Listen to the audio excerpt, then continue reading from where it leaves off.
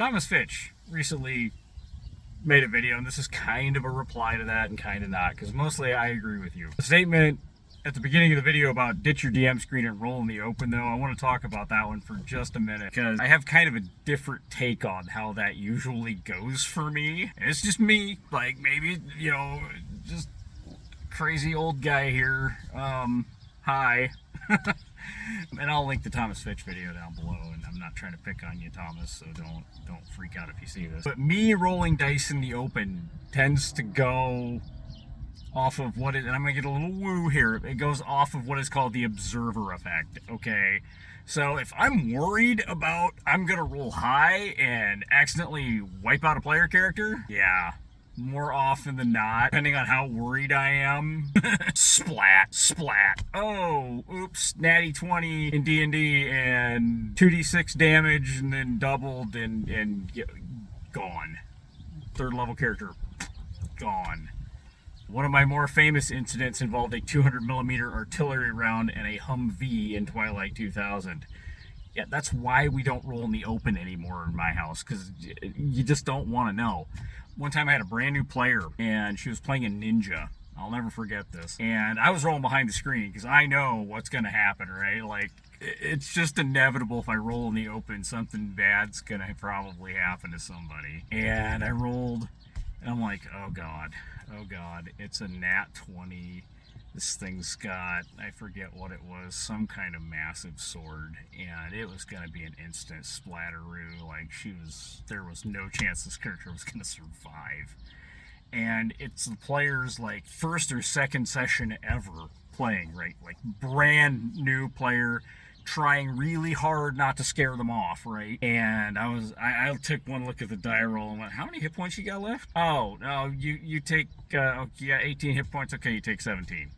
Because I was trying really hard not to wreck this player's day, and it's like, actually I rolled 24 points worth of damage or something. I don't remember the exact number, it's been a few years. Point being is, it would have been an instant whack splat. Well then, one of the players next to me got the bright idea to look around the screen to see what I actually rolled. Cringed.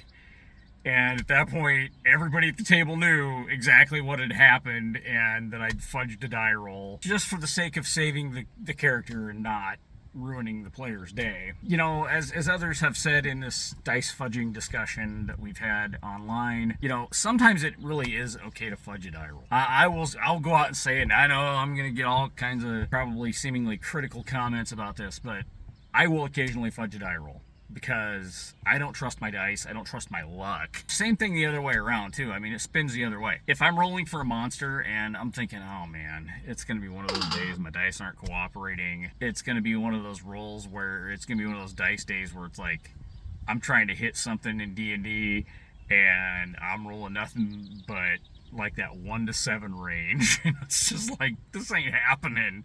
And again, it's like, combats drag down and get really boring when I can't hit the broadside of a barn. Or they last all of 2 rounds because they run up on whatever it is, get ready to do the surround and pound, and I can't hit anything to save my life. I can't make a spell save to save my life. As a game master, it's very frustrating. As a dungeon master, it's very frustrating to have these things happen.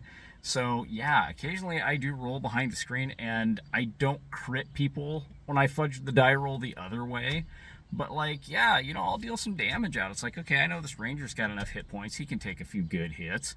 Yeah, take, 17 points of damage on so 34 hit points, 80 hit points, whatever it is, 17 is not that big of a scratch. Your character's not gonna drop from that. Whereas, like, 17 out of 18 hit points, yeah, it's grim, yeah, it's cringe, yeah, there's gonna be some serious healing needing to be done, but you're still up for at least another round or two. Unless we're using some kind of catastrophic, damage rules or critical, off of damage or whatever. Rolling a straight crit out in the open, you don't want to see me do that. I don't want to see me do that most of the time. At least when it comes to, wiping player characters out. Now, here's the other pivot, Dragonbane. And this is true of Icons, and it's true of a lot of the other games I like to run. Cypher, there's another good example. Rolls are all GM facing. They're all, like, the players are rolling everything. GM very rarely rolls dice to hit, or, well, okay, sometimes GM rolls for damage in Dragonbane. Yeah, that happens. And yes, NPCs as opposed to monsters fight differently in Dragonbane. So like I still have my D6 table monster attacks to go through, and monster attacks will hit automatically. That's why parry, evade, just plain ducking for cover, stuff like that in Dragonbane, very critical. Very crucial that we do that. Same thing with saving your initiative cards for stuff, because if you know the Manticore is going to hit you, and it could be 2d10 damage. Most starting characters are actually characters, unless they take heroic abilities to beef up their hit points. 2d10 could be the end of the character instantly, possibly even more than they can handle. Double their starting hit points, which means there's no death rolls, there's no nothing. You're just gone. Your character is just gone, which is sad, you know, kinda. I mean, I'm not gonna get into the whole death of player characters thing right now. We'll come back to that. We'll circle back around to that one too someday. Yeah, I had to put this video out because, like, I just looked at, because so many people are talking about fudging dice and not fudging dice and rolling in the open, and I know, like, Professor Dungeon Master over on Dungeon Craft swears by it. Most of the time, with my luck, I swear at it. So that's why a lot of times I don't roll in the open. And if I do roll in the open, it's usually something that's not gonna like instantly 86 the characters.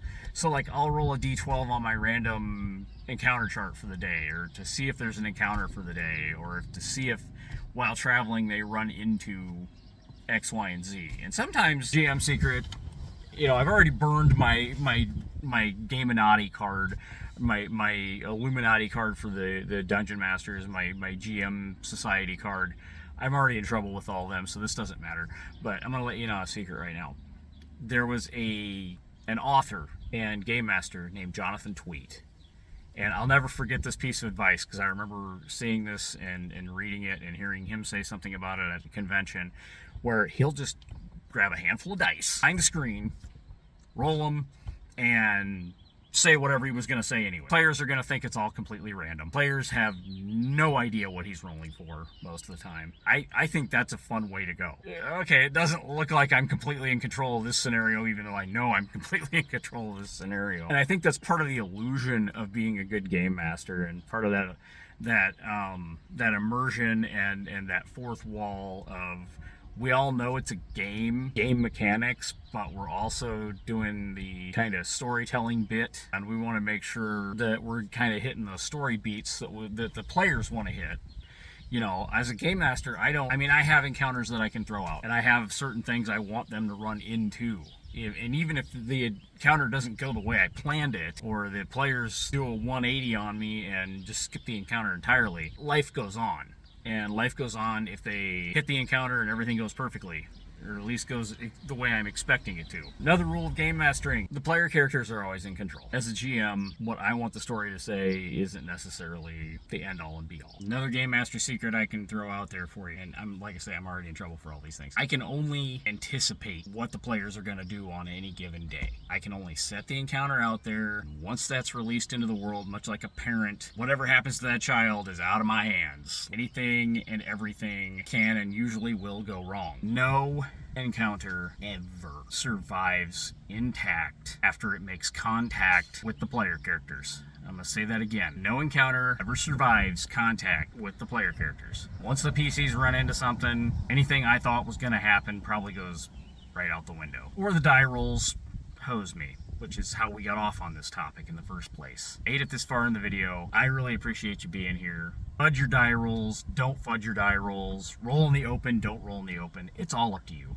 Like, I'm not going to tell you have to do it this way. I'm just saying this notion of ditch the DM screen and just roll in the open doesn't work for me personally. I like the GM screen there for my notes, for what I've got planned, and for some of my die rolls, but not necessarily the ones that are going to squish a character. Some GMs like to roll in the open. I prefer games where, when possible, where I'm just setting the scenario out there. I might get to roll some damage, or I might get to roll some random stuff here and there. 9/10 of it is in the player's hands. Like, I don't have to worry about my die rolls either going really, really great or really, really terrible, depending. I like it that way. I prefer it that way. That's my preference. You run your table your way. We'll be cool. Enjoy your game. Enjoy whatever game you're going to play. Enjoy whatever game you're going to play. That having been said, I really, truly appreciate you being here.